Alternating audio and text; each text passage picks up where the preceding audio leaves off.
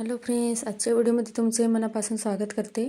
तर आज आपण बघा इथं ब्लाऊजची फिटिंग पाहणार आहोत. कारण आपण ब्लाऊज कितीही चांगला शिवला तर आपल्या ब्लाऊजला जर व्यवस्थित फिटिंग जमली नाही तर आपला ब्लाऊज पूर्ण बिघडतो आणि किती फिनिशिंग असली तरी ब्लाऊज आपल्याला अंगामध्ये व्यवस्थित येत नाही. तर त्याच्यासाठी मेन म्हणजे आपलं फिटिंग असतं ब्लाऊजचं. तर आजच्या व्हिडिओमध्ये आपण ब्लाऊजची फिटिंग कशी करायची ते पाहणार आहोत. खूप सोप्या पद्धतीमध्ये तुम्हाला ब्लाऊजची फिटिंग दाखवणार आहे. चला तर व्हिडिओ स्टार्ट करूया. तर सर्वात पहिले बघा मी इथं पाठीमागचा भाग घेतलेला आहे, तो सरळ बाजूने ठेवला आणि त्याच्यानंतर आपल्याला पुढचे जे पार्ट आहे आपले शिवलेले त्याला उलट्या साईडने ठेवायचं आहे. आणि बघा इथं या पद्धतीने मी गळ्याकडूच बाजूकडे मी इथं 1.5 इंचावरती एक टीप टाकून घेतली आहे, कारण मला या ब्लाऊजला दोरी वगैरे काय लावायची नव्हती त्याच्यासाठी. आणि हा या पद्धतीने शिवला आहे मी आणि कस्टमरचा आहे ब्लाऊज हा 36 साईजचा. तर त्यांना एकदम परफेक्ट फिटिंगमध्ये बसलं. डीप नेक होता त्याच्यासाठी मला शोल्डरला या पद्धतीने इथे 1.5 इंचावरती टीप द्यावी लागली. त्याच्यामुळे काय झालं की दोरी वगैरे त्यांना आवडत नाही आणि ब्लाऊज एकदम त्यांना व्यवस्थित फिटिंगमध्ये बसला आणि गळासुद्धा त्यांना मोठा हवा होता. त्याच्यासाठी मी या पद्धतीने टीप टाकली. तर तुम्हीसुद्धा एकदा नक्की ट्राय करा तुमचे जर शोल्डर उतरत असतील तर. तर या पद्धतीने आता बघा सर्वात पहिले आपल्याला दोघं पार्ट जे आहे ते पुढचा पाठीमागचा भाग आहे ते सारख्या ऐकणे चेक करायचे आणि ब्लाऊज शिवण्याच्या अगोदर इथं शोल्डरच्या इथं पण आपण एकदा चेक करून घ्यायचं आहे. आता बाही जोडताना सुद्धा बघा बाहीला चेक करायचं की पुढचा आणि पाठीमागचा भाग बरोबर आहे की नाही ते. कारण मुंड्यामध्ये आपण जेव्हा शिलाई मारतो तेव्हा खालीवर होते ती त्याच्यासाठी. आता इथं बाहीला बघा मी सेंटर काढलं. त्याच्यानंतर बघा इथं आपण जिथं शिलाई मारली म्हणजे शोल्डर जॉईंट केलं तिथं ही बाही ठेवायची आहे. तर बघा या पद्धतीने बाही ठेवायची आणि अर्ध्या इंचावरती आपल्याला एका साईडने शिवून घ्यायची आहे. तर हे बघा या पद्धतीने अर्ध्या इंचाचं मार्जिन सोडून आपल्याला ती बाही शिवून घ्यायची आहे. तर या पद्धतीने इथं दुसऱ्या साईडने सुद्धा आपण इथं शिवून घेऊया. तर हे बघा जसं आहे तसं आपल्याला शिवायचं आहे. गोल राऊंडमध्ये फिरवत ओढायची नाही आहे. ओढल्याने काय होतं की आपल्याला इथं छातीमध्ये ब्लाऊज जो आहे तो व्यवस्थित येत नाही आणि घुड्यासुद्धा खूपच पडतात. तर बरेच कारणं राहतात की ब्लाऊज आपण फिटिंग जेव्हा टाकतो तेव्हा चुका होतात. त्या असं होऊ नये याच्यासाठी पहिले आपण जर काळजी घेतली तर आपला ब्लाऊज एकदम व्यवस्थित फिटिंगमध्ये बसतो, बिघडत नाही तो. तर या पद्धतीने आता डबल टिप टाकून घेतली मी. हे बघा या पद्धतीने. आता आपल्याला काय करायचं आहे, सरळ बाजूकडून एक कोपऱ्यावरती टीप टाकायची आहे. तर हे बघा दोघं पार्ट व्यवस्थित धरायचे आणि इथं कोपऱ्यावरती टीप टाका.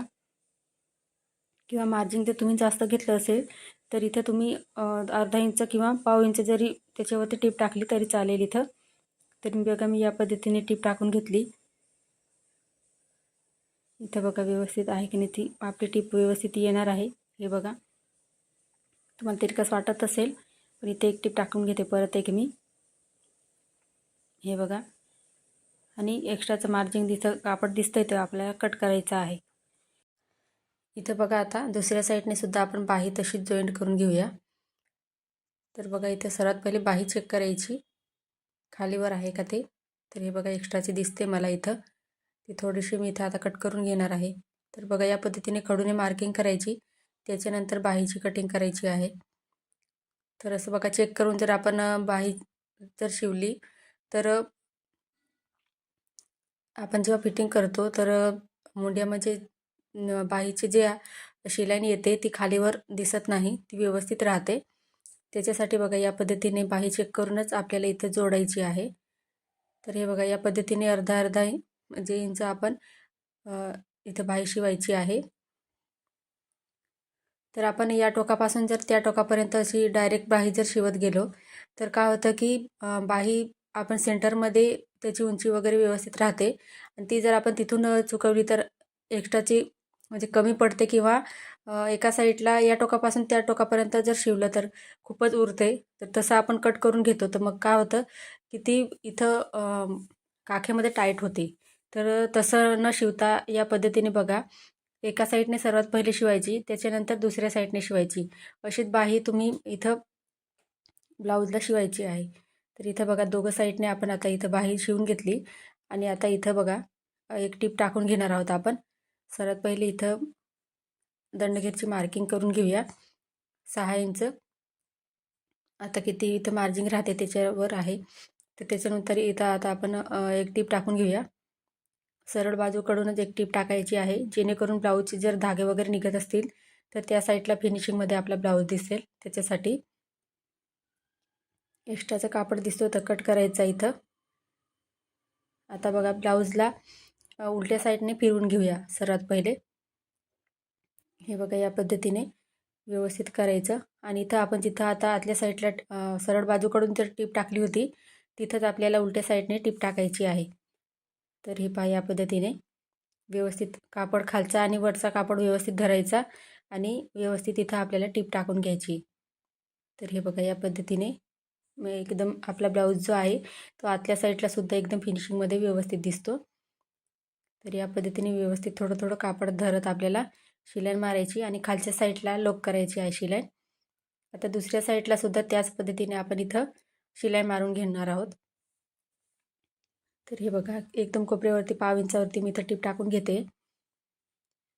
तर व्यवस्थित कापड धरायचं आणि या पद्धतीने टीप टाकून घ्यायची. तुम्ही जर नवीन शिकत असाल तर तुम्ही या पद्धतीने एकदा ब्लाऊजची फिटिंग करून पहा. ब्लाऊज जो आहे तो एकदम व्यवस्थित बसतो अंगामध्ये. तर या पद्धतीने बघा आता दंडगेरचं इथं माप टाकायचं आहे 6 इंच. इथं छातीचा चौथा भाग टाकायचा आहे. तर हे बघा या पद्धतीने मोजायचं. त्याच्यानंतर खालच्या साईडला 1.5 इंच वरती मार्किंग करायचं आणि या पद्धतीने तिघं पॉईंट जोडून आपल्याला एक टीप टाकून घ्यायची आहे. दुसऱ्या साईडला सुद्धा त्याच पद्धतीने आपण इथं मार्किंग करून घेऊया. 6 इंच इथं दंडगेर, इथं बघा या पद्धतीने आणि तिरकस अशी टीप टाकून घेणार आहे मी. तर हे बघा या पद्धतीने जसं एका साईडला आपण माप घेतलं तसं दुसऱ्या साईडला सुद्धा तसंच छातीचा चौथा भाग टाकायचा आणि खालच्या साईडला या पद्धतीने माप घ्यायचे. आता बघा कमरघेर मोजायचं आहे. या पद्धतीने टेप आहे तो व्यवस्थित ठेवायचा राऊंडमध्ये. आता इथं बघा 32 इंच येत होतं कमर, तर इथं बघा 31.5 पाहिजे होतं कमर मला. तर दोघं साईडला मी आतल्या साईडने थोडं थोडं अंतरवरती इथे टीप टाकून घेणार आहे आणि एक्स्ट्राची इथं बघा मार्जिनसाठी जेवढं उरलेलं आहे तिथं 1-2 टिपा एक्स्ट्राचे टाकून घ्यायचे आहे. ब्लाऊज जर फिट झाला तर आपल्याला एक शिलाई काढून ब्लाऊज नंतर घालता येतो, त्याच्यासाठी एक्स्ट्राची टिपा टाकून द्यायच्या. तर आजचा व्हिडिओ तुम्हाला कसा वाटला कमेंटमध्ये मला नक्कीच सांगा. चॅनलवर नवीन असाल तर चॅनलला सबस्क्राईब करा. पुढचा व्हिडिओ तुम्हाला कोणत्या टॉपिकवर पाहायचा आहे ते सुद्धा नक्की कळवा. आणि आजच्या व्हिडिओबद्दल तुम्हाला काय डाऊट असतील ते सुद्धा मला तुम्ही कमेंटमध्ये विचारू शकता. तर बघा या पद्धतीने इथं आपण ब्लाऊजची फिटिंग करून घेतली. आता तुम्हाला ब्लाऊज सरळ बाजूने करून दाखवते मी, पलटवून दाखवते म्हणजे तुमच्या लक्षात येईल. हे बघा आपली फिटिंग जी आहे ती एकदम व्यवस्थित आली आहे आणि कस्टमरला ब्लाऊजची फिटिंग एकदम व्यवस्थित आली, अंगात व्यवस्थित ब्लाऊज बसला होता. आजचा व्हिडिओ पूर्ण पाहिल्याबद्दल तुमचे खूप खूप धन्यवाद.